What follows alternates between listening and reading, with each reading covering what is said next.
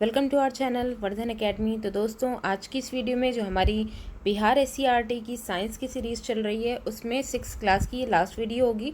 इसमें हम 3 जो लास्ट चैप्टर हैं, ठीक है, 16, 17, 18, उसे यहाँ पे डिस्कस करेंगे। तो ये आपका जो पहला चैप्टर है अध्याय 16, ठीक है, अध्याय 16 वह है जल। तो चलिए इसमें जो इम्पोर्टेंट पॉइंट है उन पर हम उसे डिस्कस कर लेते हैं। सबसे पहले यहाँ पर देखिए जल स्रोत। अगर हम जल स्रोत की बात करें तो कुआँ जल और तालाब, ठीक है, नदियाँ, ये इन सारी चीज़ों को आप जानते ही होंगे, इनसे आप परिचित भी होंगे। तो इनके अलावा जो और चीज़ें हैं, जैसे यहाँ पे बोला गया कुआं, नल, और यहाँ पे ये एक वर्ड है वो छुपा हुआ है, ठीक है, ब्लर है। तो इसके अलावा हम देख सकते हैं कि जैसे नदियाँ हैं, झरने हैं, तालाब है, झीलें, ये सारे क्या हैं, जल से जल के स्रोत हैं, इनसे हमें जल की प्राप्ति होती है, ठीक है।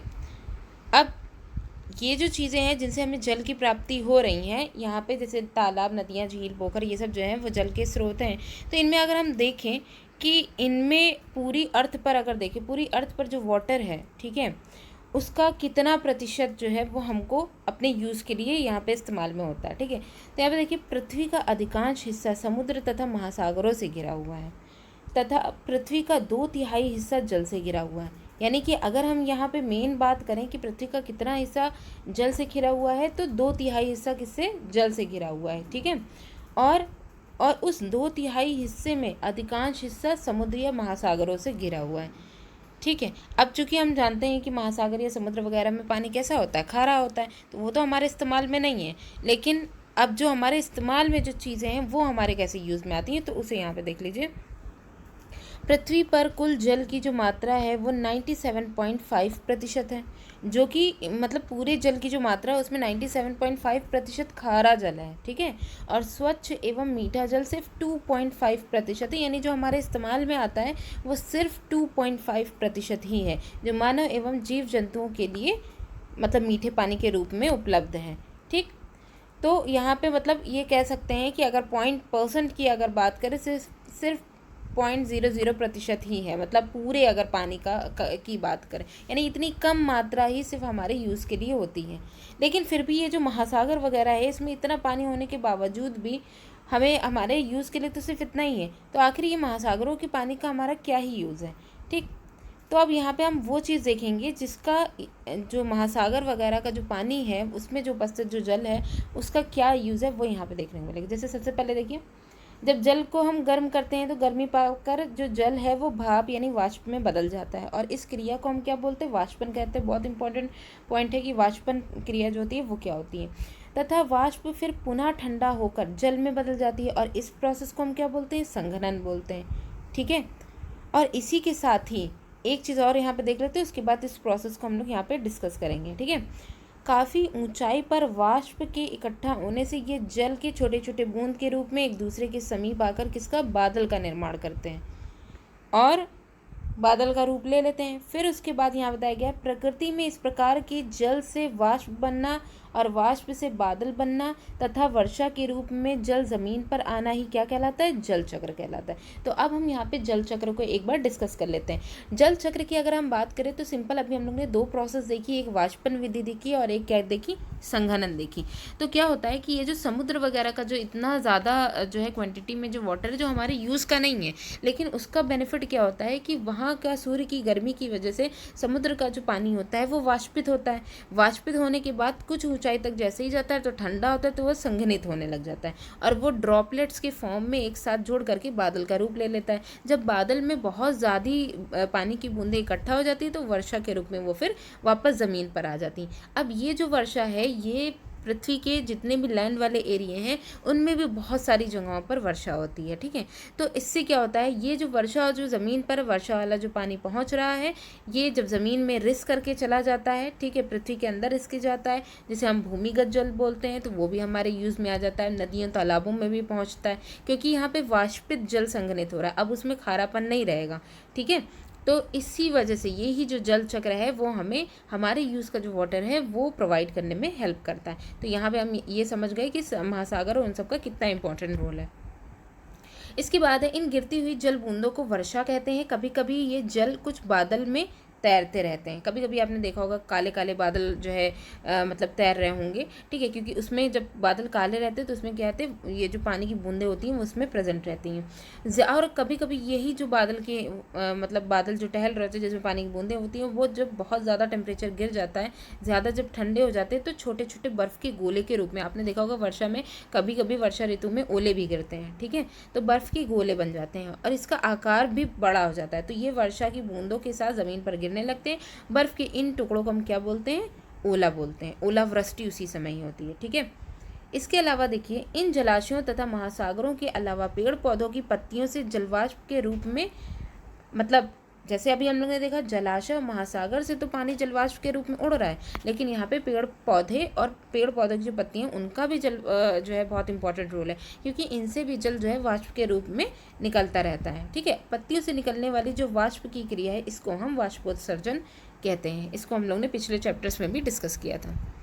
तो ये देखिए, ये आपका पूरा जल चक्र का दिखाया है जो अभी हम लोग ने थोड़ी देर पहले डिस्कस किया था, ठीक है। अब इसके बाद आगे देख लें, ये तालिका दी गई कि वर्षा जल को जल स्रोत से भरता है या जल स्रोत, मतलब वर्षा का जल कौन कौन से ऐसे जल स्रोत है जिनको भरेगा। कुआं हो जाएगा, नदी हो जाएगी, झरने हो जाएंगे, ठीक है, और तालाब हो जाएगा, भूमिगत जल हो जाएगा, ठीक, ये सब है। अब भूमिगत जल के बारे में बात कर लेते हैं। कुआं है और ये शायद, ठीक है, कुआं है, नल है, बोरिंग में जो जल होता है, इन सब में जो जल पर्याप्त मात्रा में भूमि के नीचे एक सतह पर पाया जाता है। भूमि के अंदर मिलने वाले जल को ही हम क्या बोलते हैं, भूमिगत जल बोलते हैं। अब यही जल जो है वो कुआं से या चापानल, ठीक है, तथा बोरिंग से होते हुए घर के नलों में आता है।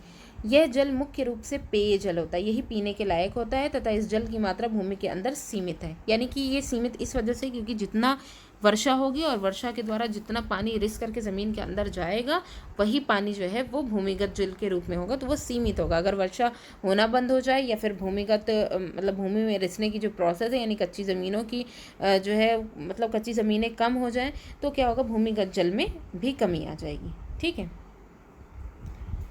अब इसके अलावा है, अगर मान लीजिए यही वर्षा जो है वो बहुत ज़्यादा अधिक हो गई, कभी कभी बहुत ज़्यादा मात्रा में हो जाती है, तो अत्यधिक वर्षा बाढ़ का कारण बन जाती है।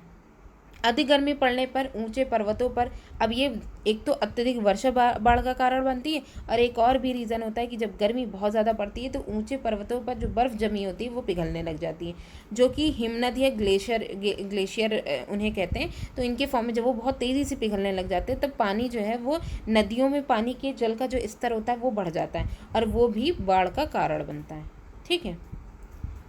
इसके अलावा कुछ कंडीशंस ऐसी होती हैं जहां अगर वर्षा ना हो रही हो तब क्या होगा, वर्षा ना होने के कारण सूखे की स्थिति में खाद्यान्न चारा समाप्त होने लगता है। सूखे के कारण भुखमरी अकाल की स्थिति उत्पन्न हो जाती है। जैसे कभी कभी क्या होता है कि वर्षा की जो प्रोसेस है, वाष्पन, ये जल चक्र की प्रोसेस तो अपनी होती रहती है, लेकिन जैसे वर्षा की पूरी बादल वगैरह सब तैयार हुए, लेकिन अगर हवा का डायरेक्शन उल्टा हो गया तो क्या होगा कि जहाँ बरसना चाहिए मतलब वर्षा जहाँ होनी चाहिए, बादलों को जहाँ बरसना चाहिए वहाँ ना होकर के कहीं दूसरी जगह जब होने लग जाती है, तो इससे क्या होता है कि वो भूमि जो है वो वर्षा के जल से मतलब कि वंचित रह जाती है, ठीक है, कि वहाँ पे वर्षा का जल नहीं होता। तो ऐसी कंडीशन में क्या होता है, वहाँ की ज़मीन पर फिर सूखा आ जाएगा तो पानी की कमी की वजह से खाद्यान्न नहीं उत्पन्न हो पाएंगे, चारा नहीं होगा, तो इससे भूखमरी और जो है अकाल की स्थिति उत्पन्न हो जाएगी, ठीक। अब जैसे बाढ़ और सूखे की जो कंडीशन है, इसको कैसे निपटारा, मतलब इसकी कंडीशन कैसे आती है, इसका निपटारा भी यहाँ पे देखना है। जल चक्र में हमने देखा कि पृथ्वी पर जल का संरक्षण हो रहा है, संरक्षण ही तो हो रहा है यहाँ पे, ठीक है। तो इसमें हम क्या देखेंगे, ये तो हम लोग ने देख लिया बाढ़ और सूखा का क्या रीज़न है। अब यहाँ पे देखिए, बाढ़ की स्थिति जो है वो किसी खास क्षेत्र में अतिवृष्टि बाढ़ का प्रमुख कारण, अतिवृष्टि का मतलब होता है बहुत ज़्यादा वर्षा होना, ठीक है, तो अतिवृष्टि बाढ़ का प्रमुख कारण है। दूसरा प्रमुख कारण वर्षा जल के प्रवाह को अप्रत्यक्ष रूप से रोकना या बांध देना, ठीक है, मतलब वर्षा के जल का जो प्रवाह है उसको अगर अप्रत्यक्ष, नेचुरली ना हो, किसी भी आर्टिफिशियली तरीके से उसको अगर रोक लिया जाए, तो हमारे राज्य की जो उत्तरी सीमा का हिमालय का जो तराई क्षेत्र है वहाँ पर क्या होता है, पहाड़ी क्षेत्र की जो नदियाँ हैं वो वर्षा के मौसम में जल के साथ भूस्खलन की मिट्टियाँ, कंकड़, पत्थर, बालू लेकर वेग के समतल मैदानी क्षेत्र में उतरती हैं तथा गंगा या अन्य नदियों के द्वारा समुद्र की ओर जाने लग जाती हैं।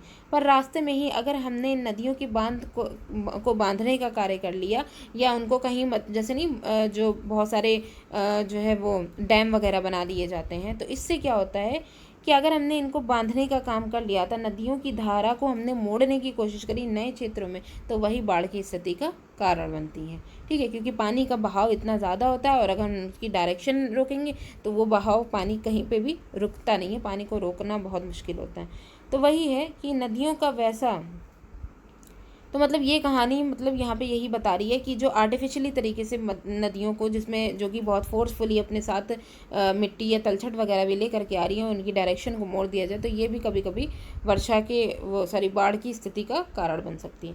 अब ये जो वर्षा का जो जल है, जबकि सूखे की जो कंडीशन होती है वो भी आप समझ सकते हैं कि क्यों हो रही है। तो ऐसी स्थिति में वर्षा के जल का हमको संग्रहण करना बहुत ज़रूरी है। तो संग्रहण में हमें क्या करना है, वर्षा का जल फसल उत्पादन के लिए वरदान की तरह होता है। ठीक है, और वर्षा के जल को इसी वजह से गांव या और भी जो कुछ जगहें हैं जहाँ पे वर्षा के जल की, या यूँ कहें कि खेती से रिलेटेड वहाँ बहुत ही जो है ज़रूरत है, तो वहाँ पे इसको एकत्रित करने का वहाँ पे काम किया जाता है। तो जैसे वर्षा के जल को एकत्र करने का और उसको भंडारण करने के बाद उपयोग में लाना जल की उपलब्धता में वृद्धि करने का उपाय है। और इस प्रकार इस उपाय के द्वारा जल एकत्र करने में जो मतलब इस उपाय की वजह से ही जो है वर्षा का जल जो मतलब कि उसको संग्रहण किया जाता है, इसी को ही जल संग्रहण का नाम दिया गया है। ठीक है, इसी को ही जल संग्रहण कहते हैं। अब यहाँ पे आप कुछ देख सकते हैं कि गांव के क्षेत्र में मिट्टी के घर जो बनते हैं उसमें इस तरीके का सिस्टम किया जाता है कि जो वर्षा का जल है उसको एक पॉन्ड या एक जो है कुआं जैसा या कोई भी गहरा तालाब जैसा एक बना दिया जाता है, उसमें इकट्ठा किया जाता है। तो इससे क्या होता है, इसकी ज़मीन कच्ची होती है और धीरे धीरे पानी जो है रिस करके ज़मीन के अंदर भी कुछ वाटर जो होता है वो सूर्य की गर्मी से वाष्पित हो जाता है और ज़्यादातर क्या होता है कि ज़मीन में रिस जाता है। तो इससे क्या होता है कि भूमिगत जल जो है उसकी भी लेवल में बढ़ोतरी होती है। तो ये चैप्टर आपका यहाँ पे कंप्लीट हो गया है। जैसे यहाँ पे शहरों में भी बताया गया है कि पक्के मकानों में पाइप के द्वारा जो है पानी को वर्षा के जल को एकत्रित करके जो छतों पे इकट्ठा हो जाता है उसको एकत्रित करके टैंक बना दिए जाते हैं, उसमें जो है उनको इकट्ठा किया जाता है। ठीक है, पाइप के द्वारा। तो ये चैप्टर आपका यहाँ पे कंप्लीट हो गया। तो ये आपका नेक्स्ट चैप्टर है अध्याय 17 वायु। ठीक है, अब वायु में यहाँ पे देखिए श्वसन के लिए वायु आवश्यक है। श्वसन क्रिया चाहे वो एनिमल्स में हो रही हो, चाहे मतलब मनुष्यों में हो रही हो, चाहे जानवरों में हो रही हो, चाहे पौधों में हो रही हो, श्वसन की क्रिया जो है वो बहुत महत्वपूर्ण है। अब ऊपर की तरफ आप एक क्रियाकलाप देखेंगे कि एक खाली बॉटल को पानी के अंदर जब डुबोया जा रहा है, पहले जब पूरी तरीके से खाली है उसको डायरेक्ट जब डुबोया जा रहा है तो वो नहीं डूबती है, उसके ऊपर एक प्रेशर पड़ रहा होता है। लेकिन वही अगर तिरछा हम करते हैं तो क्या होता है कि पानी धीरे धीरे अपना स्पेस बना करके अंदर भरता जाता है और ऊपर की और हम देखेंगे कि बॉटल जो है उससे बुलबुले निकल रहे हैं। इसका मतलब सिंपल ये है कि बॉटल खाली नहीं थी, उसके अंदर क्या थी, हवा भरी हुई थी। ठीक है, तो वही यहाँ पे बता रहे हैं, हवा मतलब वायु। ये क्रियाकलाप ये दर्शाता है कि वायु स्थान घेरती है। ठीक है, पहली बार में वायु स्थान घेरी होगी तभी तो पानी अंदर नहीं जा रहा था। यह बोतल के अंदर पूरे स्थान में भर जाती है। वायु हमारे चारों ओर उपस्थित है। वायु के बारे में देखिएगा, वायु कोई रंग नहीं होता वायु का, और इसके आर पार हम देख सकते हैं, इस वजह से हम इसे क्या कहेंगे, पारदर्शी कहेंगे। हमारी पृथ्वी वायु की एक परत से घिरी हुई है। इस परत का विस्तार पृथ्वी की सतह से कई किलोमीटर ऊपर तक होता है, जिसे हम क्या बोलते हैं, वायुमंडल। अब यहाँ पे 2-3 क्वेश्चन है, आप देखेंगे। पर्वतारोही जो होते हैं, जो पर्वत चढ़ते हैं, ऊंचे पर्वतों पर चढ़ते समय ऑक्सीजन का सिलेंडर क्यों लेकर के जाते हैं? और एक और चीज़ है कि गोताखोर जो होते हैं जब वो समुद्र की गहराई में जाते हैं तब ऑक्सीजन का सिलेंडर क्यों ले जाते हैं? या जो रोगी जो होते हैं उनको सांस लेने में जब कठिनाई होती है तो ऑक्सीजन की ज़रूरत क्यों होती है? अगर आप देखेंगे कि ऑक्सीजन का जो लेवल होता है, या यूँ कहें कि वायुमंडल की जो परतें होती हैं वो बहुत ऊंचाई तक नहीं होती हैं, कुछ ही किलोमीटर तक की होती हैं। और हम ये देखेंगे कि वायुमंडल की परतों में जो सबसे पहली परत होती है वहीं तक ही आपका ऑक्सीजन की जो लेवल होता है वो वहीं तक ही होता है, पहली से कुछ हद तक दूसरी तक। ठीक, तो अगर पर्वत की जो चोटियाँ होती हैं वो इससे भी जब ऊंची होती हैं, ठीक है, और इससे ऊंची होती हैं, तो इसलिए ऊंचाई तक जब जाते हैं तो वो ऑक्सीजन का लेवल कम होने लग जाता है, चाहे आप ऊंचाई पे जाएँ चाहे गहराई में जाएँ, तो इस वजह से वहाँ पर ऑक्सीजन के सिलेंडर की ज़रूरत पड़ती है। वायु का दबाव देखा गया है कि वायु का दबाव क्या है? वास्तव में वायु ट्यूब के अंदर की दीवार, जैसे यहाँ पे बताया गया है कि साइकिल का ट्यूब है, ठीक है, उसमें क्या हम देखते हैं कि अगर ट्यूब में मतलब कि ट्यूब जो है वो पिचक, मतलब उसमें क्या है, हवा नहीं है, ठीक है, तो ट्यूब में क्या किया जाएगा, उसमें हवा भरी जाएगी। अब हवा भरते ही ट्यूब क्या होगा, वो फूल जाएगा। तो हम देखेंगे कि वास्तव में वायु ट्यूब के अंदर की जो दीवारें हैं उन पर प्रेशर डालती है, तभी आप देखेंगे कि आपका भार साइकिल के भार के दाब से ज़्यादा होता है, ठीक है, और यही कारण है कि ट्यूब नहीं पिचकती है। मतलब यहाँ क्या बता रहे हैं, वायु ट्यूब के अंदर की दीवार पर दबाव डालती है जो आपके भार तथा साइकिल के भार की दाब से ज़्यादा होता है ये प्रेशर। तभी आप ये देखेंगे कि जब साइकिल के टायर में जब हवा भर दी जाती है तो साइकिल बहुत ही ईजिली चलती है और बिल्कुल भी नहीं पता चलता कि आपका वेट कितना है, क्योंकि यहाँ पे जो वायु जो टायर में भरी हुई है वो दीवार पर, टायर की दीवार पर जितना प्रेशर डाल रही है, वो जो प्रेशर है वो साइकिल या फिर जो है मतलब आपके भार से कम होता है, ठीक है। इसी वजह से ट्यूब जो है वो पिचकती नहीं है। तो यहाँ पे ये वायु के दबाव का रीज़न बताया है। अब यहाँ पे एक क्वेश्चन है कि वायु किससे बनी है? वायु अनेक गैसों का मिश्रण है, ये हम सब जानते हैं। अब कौन कौन सी मुख्य गैसें हैं जिनमें यहाँ पे एक एक्सपेरिमेंट के थ्रू भी हम देख लेंगे। सबसे पहला तो जलवाष्प है। अगर हमें जलवाष्प को देखना है तो सिंपल हमें क्या करना होगा, वायु में जलवाष्प विद्यमान होती है। जब वायु किसी ठंडे पृष्ठ के संपर्क में आती है तो इसकी मतलब इसमें उपस्थित जो जलवाष्प है वो ठंडी होकर के संघनित हो जाती है। जैसे ग्लास का एग्जांपल दिया गया है कि ग्लास में बर्फ़ रखी हुई है, ठीक है, और इसके चारों तरफ तो सराउंडिंग में जो है एयर ही है ना। तो यहाँ पे क्या है, जब वायु किसी ठंडे पृष्ठ के संपर्क में आती है तो इसकी दीवार जो ग्लास है उसकी दीवार के संपर्क में जब आ रही होगी तो इसमें उपस्थित जलवाष्प ठंडी हो जाएगी और वो क्या हो जाएगी, संघनित हो जाएगी तथा जल की बूंदें ठंडे पृष्ठ पर दिखाई देती हैं। प्रकृति में जल चक्र के लिए वायु में जलवाष्प का होना मतलब उपस्थित होना अनिवार्य है जल चक्र की प्रोसेस के लिए। दूसरा यहाँ पे दिखाया गया है ऑक्सीजन का, ठीक है। ऑक्सीजन देखिए कि जो वायु है उसमें ऑक्सीजन प्रेजेंट है कि नहीं है। तो इसके लिए एक एक्सपेरिमेंट यहाँ पे दिखाया गया है। इसमें देखिए मोमबत्ती का जलना निश्चय ही वास्तव में उपस्थित ऑक्सीजन के कारण संभव है। दो यहाँ पे कंडीशंस दिखाई गई हैं और दोनों में क्या दिखाया गया है कि प्लेट में वाटर रखा गया है, उसके बाद जो है वो ग्लास को उल्टा करके कैंडल पे रख दिया गया है, तो कैंडल दोनों जगह ही जल रही है। इसमें एक एक्सपेरिमेंट ऐसे भी होता है कि अगर आप डायरेक्टली बिना किसी वाटर के डायरेक्टली आप ग्लास को रख देंगे तो ग्लास के अंदर जब तक कि वायु प्रेजेंट है तब तक ये तो जो है मतलब वायु तो बाद में भी रहेगी, लेकिन ऑक्सीजन जितनी वायु के अंदर प्रेजेंट है तब तक की कैंडल जलती रहेगी, उसके बाद बुझ जाएगी। यहाँ पे इसलिए जल रही है क्योंकि ग्लास को पानी के अंदर रख करके, मतलब पानी के ऊपर उल्टा रख करके इसको रखा है, तो पानी के अंदर उपस्थित जो ऑक्सीजन है वो भी तो यूज़ हो रही होगी, इस वजह से ये यहाँ पे जल रही है, ठीक। कार्बन डाइऑक्साइड की यहाँ पे बात करी गई है कि एक पात्र में पानी में चूना डाल करके, चूना जो होता है उसको डाल करके हिलाइए, इसे कुछ देर उसमें पड़ा रहने दीजिए, फिर निथार कर ऊपर का जो साफ जल है दूसरे पात्र में निकाल दीजिए, ठीक है। चूना का जो घुला नहीं है उसको जो है उसमें पड़े रहने दीजिए। एक कांच की नली की सहायता से ये जो जल है, ठीक है, उसको पात्र में डालिए। तो कांच की नली की सहायता से आप जब उस पात्र में फूकेंगे तो क्या होगा कि चूने का जो जल होगा वो क्या होगा, दूधिया रंग का हो जाएगा, ठीक है। ये क्रिया सांस में छोड़ी जाने वाली, क्योंकि हम लोग की जो सांस हम लोग लेते हैं और जो निकालते हैं तो ऑक्सीजन इनटेक करते हैं और जब जो है सांस बाहर निकालते हैं तो क्या होते हैं, कार्बन डाइऑक्साइड रिलीज़ करते हैं। तो यही कार्बन डाइऑक्साइड की उपस्थिति बताती है कि चूने का पानी सफ़ेद हो गया, दूधिया हो गया, ठीक। इसके अलावा अब नाइट्रोजन की बात कर लें तो नाइट्रोजन में वायु में इस बड़े भाग में अनेक, वायु का जो एक बड़ा भाग उसमें अनेक अवयव प्रेजेंट होते हैं, परंतु उसमें से प्रमुख अवयव नाइट्रोजन है। शेष सभी अवयव नगण्य मात्रा में होते हैं। नाइट्रोजन की मात्रा वायु की लगभग 4/5वां भाग होती है, ठीक है। 5 में से 4 भाग क्या होती है, नाइट्रोजन होती है। क्यों होती है अभी हम आगे भी देखेंगे।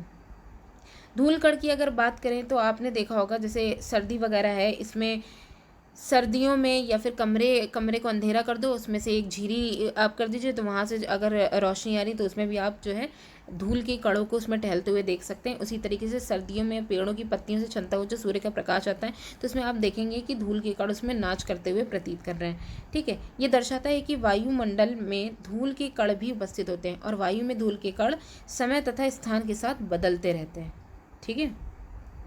अब यहाँ पे इसका क्या बताया गया है कि वायु के ये जो धूल के कण है ये हमें नुकसान भी पहुंचाते हैं। तो इसके लिए क्या होता है कि जब हम नाक से सांस लेते हैं तो हम वायु अंदर लेते हैं, जिसमें धूल के कण जो होते हैं वो भी उसमें प्रेजेंट होते हैं। तो वो श्वसन तंत्र में जाने से रोकने के लिए हमारे नाक में छोटे छोटे बाल होते हैं, ठीक है, जो और तथा श्लेष्मा जो होती है, श्लेष्मा की जो पतली जो है परत होती है या झिल्ली होती है, वो क्या करती है, धूल के कणों को रोक देती है, ठीक है। इसी वजह से जो हमारे घर के बड़े होते हैं वो मुंह से सांस लेने के लिए मना करते हैं, ठीक है। तो अब यहाँ पे देखिए, इससे ये निष्कर्ष निकाला जाता है कि वायु में कुछ गैसें, जलवाष्प, धूल के कण विद्यमान होते हैं। वायु में मुख्यतः नाइट्रोजन, ऑक्सीजन, थोड़ी मात्रा में कार्बन डाइऑक्साइड तथा इससे भी कम मात्रा में अन्य गैसों का मिश्रण होता है। तथापि वायु की संरचना में स्थानीय भिन्नता हो सकती है, अलग अलग स्थान पे अलग अलग गैसों की मात्रा में देखने को मिल सकती है। जैसे हम देखते हैं कि वायु में नाइट्रोजन तथा ऑक्सीजन की मात्रा अधिक मिलती है। वास्तव में ये दोनों गैसें मिलकर वायु का 99% पोर्शन जो है वो नाइट्रोजन और ऑक्सीजन बनाती हैं, और इस 99% में नाइट्रोजन 78% होती है और ऑक्सीजन 21% होती है। तभी अभी हम लोग ने देखा था कि अगर वायु का 5 भाग करें तो 4 भाग नाइट्रोजन ही होती है।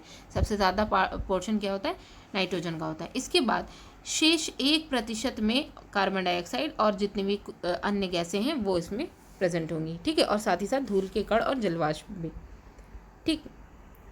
तो अब यहाँ पे एक चीज़ और बताई गई है कि पानी को यहाँ पे बताया गया, अगर हम पानी को उबालेंगे तो क्या होगा।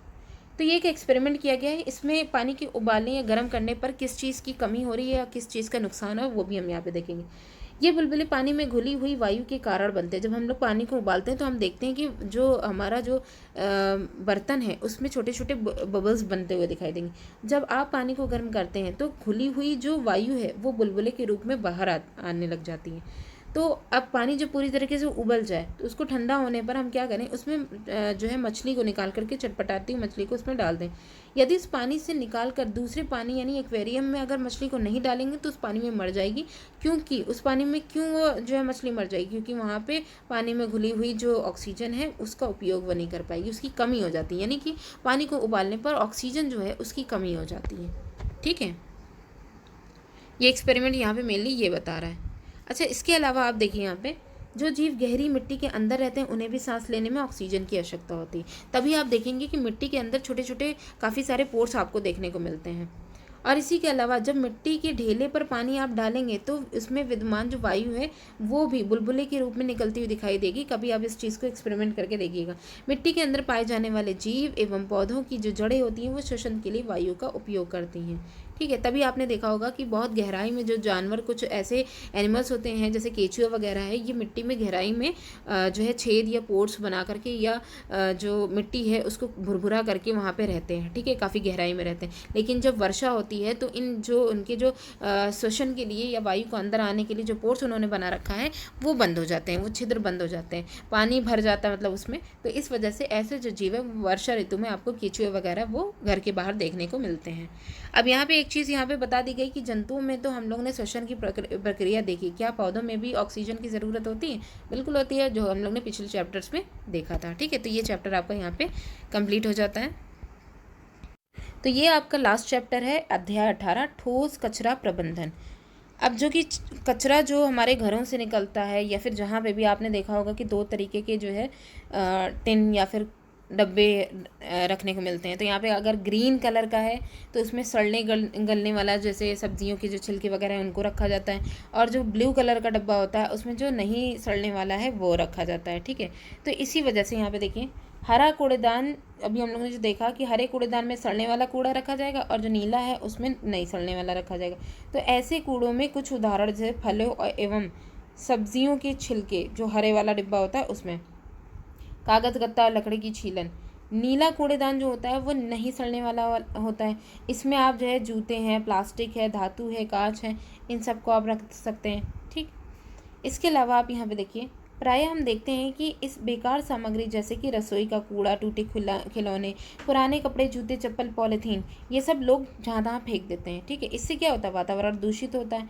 और इस दुष्प्रभाव को अगर हमें रोकना है, या ये जो बेकार सामग्रियाँ हैं इनके बारे में, क्योंकि जिनकी वजह से प्रदूषण हो रहा है, या बेकार सामग्रियों का हमें क्या करना होगा, तो ये क्या दुष्प्रभाव फैलाते हैं, वायु, जल एवं भूमि प्रदूषण करते हैं, वायु भी करेंगे, जल भी करेंगे, भूमि भी।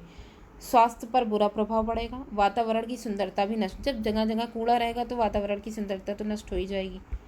तो अब हमें क्या करना है, कचरे में फेंकी जाने वाली चीज़ों में कुछ ऐसे पदार्थ होते हैं जिनका विघटन आसानी से हो जाता है, जिसे हम जैव विघटनीय पदार्थ कहते हैं। वैसे पदार्थ जिनका विघटन प्राकृतिक तरीके से नहीं हो सकता है, बहुत ही लंबे समय लगते हैं, ऐसे पदार्थों को हम जैव अविघटनीय पदार्थ कहते हैं।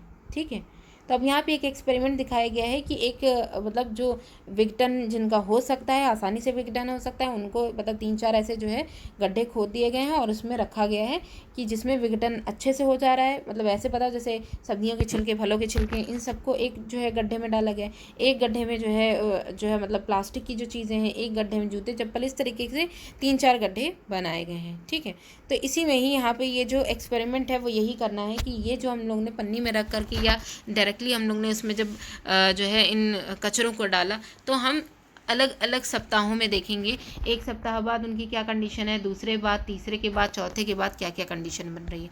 तो हमने यहाँ पे देखा पूर्णतः गलने वाला कचरा, यानी कि एक ऐसा कचरा जो कि पहले स्मेल कर रहा था, धीरे धीरे उसकी स्मेल खत्म हो गई और फिर उसके बाद वो मिट्टी में लगभग समा ही गया। तो पूर्णतः गलने वाला कचरा परिवर्तित होकर खाद बनाता है और इसे ही हम क्या बोलते हैं, कंपोस्ट खाद बोलते हैं, तथा इस प्रक्रिया को कंपोस्टिंग कहते हैं। अब ये जो पूरी तरीके से गलने वाला कचरा होता है, इसमें एक बहुत इम्पॉर्टेंट जो एनिमल है वो अपना इम्पॉर्टेंट रोल प्ले करता है, जो कि कंपोस्ट खाद को बनाने में वो होता है केचुआ, लाल केचुए। ठीक है, वो भी क्या करते हैं, मिट्टी को भुरभुरा करके उसको जो है कंपोस्ट खाद बनाने में मतलब इम्पॉर्टेंट रोल प्ले करते हैं। इसके अलावा आप देखिए यहाँ पे प्लास्टिक, हर तरफ प्लास्टिक की जो बात करी जा रही है, इसका क्या नुकसान है। तो अगर हम प्लास्टिक की बात करें तो ज़मीन या मिट्टी में पॉलीथीन की जमा होने, जैसे हम लोग जो कचरा ऐसे ही फेंक देते हैं तो इसमें प्लास्टिक की पन्नियाँ होती हैं, बहुत सारी चीज़ें रहती हैं प्लास्टिक से रिलेटेड, जो कि अविघटनीय पदार्थ हैं। तो ये कैसे नुकसान पहुंचा रहा है, ज़मीन या मिट्टी में पॉलीथीन की जमा होने से मिट्टी की उर्वरक क्षमता जो होती है वो कम हो जाती है, क्योंकि इस कारण मिट्टी से पानी का सही निकास नहीं हो पाता। जब जगह जगह पन्नियाँ फंसी रहेंगी तो वहाँ से पानी का सही निकास भी नहीं हो सकता और जानवरों को भी ये बहुत ज़्यादा नुकसान करती है, क्योंकि हम लोग कभी कभी क्या कहते हैं, पॉलीथीन में अनाज जो होता है, अनाज जो कि आसानी से विघटित हो सकता है, उसको पॉलीथीन में रखे रहते हैं और जो जानवर आते हैं वो डायरेक्टली पॉलीथीन समेत खा लेते हैं। तो इससे क्या होता है कि वो पॉलीथीन उनके जो है मतलब बॉडी में जा कर के उन्हें नुकसान पहुंचाती है, जिससे उनकी डेथ भी हो जाती है। ठीक है, तो अब ये जो पॉलीथीन या प्लास्टिक का जो यूज़ है, इसको अगर हमें रोकना है तो हमें क्या क्या करना होगा। यहाँ पे चीज़ें बताई गई हैं कि आप कपड़े या जूट के थैले का यूज़ करिए और दुकानदार में कोई भी चीज़ जो प्लास्टिक की थैली में हो उसको ना खरीदिए, या फिर अपनी कागज़ की जो भी चीज़ें हैं उनका इस्तेमाल करिए, कागज़ के थैलों का यूज़ करिए। ठीक है, और खाद्य पदार्थ हैं इनको रखना अगर है तो इसके लिए आप पॉलीथीन का यूज़ ना करिए। साथ ही साथ ऐसी चीज़ें जिनको इस्तेमाल करने के बाद हम फेंक देते हैं, जैसे बॉटल, ग्लास वगैरह जो है, इनका फिर से इनका जो है इनका यूज़ करिए, फिर से इसको इस्तेमाल में लाइए। ठीक है, और साथ ही साथ इनको इधर उधर फेंकिए ना। तो इस तरीके से बहुत सारी चीज़ें हैं, खासकर प्लास्टिक की जो बेकार चीज़ें हैं वो कबाड़ी वाले को बेच देना चाहिए, ताकि प्लास्टिक का पुनः चक्रण हो सके। ज़्यादा से ज़्यादा यही करना चाहिए कि प्लास्टिक का कम से कम उपयोग करें और उनका पुनः चक्रण करने में पूरी तरीके से इंपॉर्टेंट रोल प्ले करें। कचरे का ये बहुत ही इंपॉर्टेंट पॉइंट है जो एग्जाम्स की दृष्टि से इंपॉर्टेंट है कि कचरा प्रबंधन के उपाय में जो ये 4R हैं, इनका क्या रोल है। इसलिए इन कचरों को, जिसमें प्लास्टिक भी शामिल है, उनके निपटारे के लिए 4R सुझाए गए हैं। 4R हम क्या है जिससे हम कचरे से छुटकारा पा सकते हैं। पहला R है जिसको है रिफ्यूज़ करना, यानी मना कर देना। पहली बात तो अगर प्लास्टिक की बात करें, प्लास्टिक की पॉलीथीन की, तो पहला काम यही करना है कि उसको मना ही कर देना है कि आपको उसको यूज़ ही नहीं करना है। दूसरा रिड्यूस, यानी उसका कम यूज़ करना है। पहले तो मना करना है, अगर फिर भी आपको बहुत ज़्यादा ज़रूरत पड़ रही है तो उसका कम यूज़ करिए, ज़्यादा से ज़्यादा कोशिश करिए कि इसका कम यूज़ करिए। तीसरा, अगर जैसे बॉटल वगैरह है, ये सब अगर हमारे हम लोग के घरों में कोल्ड ड्रिंक वगैरह आ रही तो इसकी बॉटलों का पुनः यूज़ करिए, कि बॉटल अगर जो है यूज़ हो चुकी है, कोल्ड ड्रिंक यूज़ हो चुकी है, तो उसको किसी और चीज़ में यूज़ करें। इसके अलावा या तो हम जो कबाड़ी वाले उनको दे करके उसका पुनः चक्रण करवा दें, रिसाइकिल करा दें। तो 4R जो है इनका क्या क्या रोल है। पहला तो है R1 का R1 का वही मतलब है रिफ्यूज़ करना। प्लास्टिक की बनी थैलियों या कोई भी सामान है जो उसका अधिक उपयोग ना करना, क्योंकि वो अधिक उपयोग हमें लिए हानिकारक है। और साथ ही साथ उसका रिफ्यूज़, जागरूकता के लिए एक अभियान चलाना। R2 उपयोग का मतलब है कि रिड्यूस, उपयोग कम करें, रिड्यूस करें। ठीक है, हम बहुत सी ऐसी चीज़ें भी इस्तेमाल करते हैं जिनके बिना काम चलाया जा सकता है, यानी जो कि बहुत ज़्यादा ज़रूरी नहीं है, तो कोशिश यही करें कि उनका कम उपयोग करें। ठीक है, जैसे दुकान से अगर कमीज़ हम खरीद रहे हैं और प्लास्टिक की पॉलीथीन दी जा रही है, तो कोशिश यही करें कि उनको हम या तो अपनी तरफ से कोई थैली लेकर के जाएँ, या ये कहें कि जो है मतलब कोशिश यही करें कि प्लास्टिक की थैली का यूज़ ना हो। इसके अलावा ठीक है, और चूँकि यहाँ पे देखिए कि अलग अलग पैकिंग, हम लोग कभी कभी बाज़ार जाते हैं, सब्ज़ी वगैरह अगर ख़रीदते हैं, तो हम लोग ये देखते हैं कि इसमें अलग अलग पॉलीथीन्स में छोटी छोटी चीज़ें जो है वो पैक करके दे दी जाती हैं। तो इससे क्या होता है कि इससे हम लोग ज़्यादा पॉलीथीन का यूज़ करने लग जाते हैं, और फिर वो क्या होगा, घर में इकट्ठा होगी तो फेंकी ही जाएगी। R3 का यूज़ यहाँ पे क्या है, रीयूज़ करना। कुछ कचरा ऐसा होता है जिसका पुनः उपयोग किया जा सकता है। ऐसी कुछ चीज़ें की सूची बनाइए जिनका हम कूड़ेदान में जो हम फेंक रहे हैं उनका फिर से हम यूज़ कर सकते हैं। ठीक है, तो इनका पुनः यूज़ कर लीजिए। पुनः उपयोग की संभावना बढ़ाने के लिए हमें क्या करना चाहिए, ऐसी चीज़ें खरीदें जो दोबारा इस्तेमाल हो सकें, जैसे पेन ऐसे लें जिनमें रिफ़िल डलती हो। थैली का इस्तेमाल बार बार ना करें, ठीक है, या फिर ऐसा करें कि एक ही थैली का यूज़ करें। दूसरा यहाँ पे देखिए R4 यहाँ पे दिया गया, जिसमें पुनः चक्रण है, पुनः चक्रण की। तो यहाँ पे देखिए पुनः चक्रण जो था, इसमें सिंपली यही करना है कि जो भी चीज़ें हमने ख़रीदी हैं, अखबार है, शीशियाँ वगैरह हैं, इनको आप कबाड़ी वाले को दे करके इसका पुनः चक्रण का काम इसको पूरा कर सकते हैं। ठीक है, इसके अलावा आप यहाँ पे देखेंगे कंपोस्ट खाद का बहुत इंपॉर्टेंट रोल है। कंपोस्ट खाद बनाने का अर्थ है कि पौधे और जंतुओं के मृत शरीर और जैव विघटनीय जो पदार्थ होते हैं सूक्ष्म जीवों द्वारा मिट्टी जैसे जो पदार्थ हैं उनमें बदलना, इसको कहते हैं कंपोस्ट खाद। ये पदार्थ मिट्टी को उपजाऊ बनाता है और खाद के रूप में पेड़ पौधों की जो वृद्धि है उसमें सहायक होता है। साथ ही साथ केंचुए जो होते हैं उनकी सहायता से हम खाद प्राप्त कर सकते हैं। इसकी सहायता से बने जो खाद होते हैं उनको हम वर्मी कंपोस्ट बोलते हैं। केंचुओं के द्वारा जो खाद बनती है उनको वर्मी कंपोस्ट कहते हैं। तो ये जो चैप्टर्स थे वो यहाँ आपके ख़त्म हो जाते हैं। 6th क्लास का यहाँ पे आपका कंप्लीट हो गया। किसी भी तरीके का कोई क्वेश्चन हो आप कमेंट में ज़रूर पूछिएगा। Thanks for watching.